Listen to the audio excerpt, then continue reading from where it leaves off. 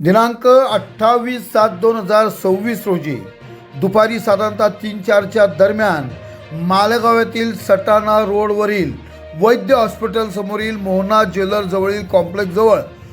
मोहम्मद अमीन मोहम्मद हनीफ उर्फ अमीन बाबा राहणार नया इस्लामपुरा मालेगाव आणि आमिर पीर मोहम्मद जरीवाला राहणार सुरत गुजरात या संशयित आरोपींकडून प्रतिबंधित विमल पान मसाला गुटखा ज्याची किंमत साधारणतः 99,000 रुपयाचा माल मालेगावचे अप्पर पोलीस अधीक्षक सूरज गुंजाळ यांचे जे विशेष पथक आहे,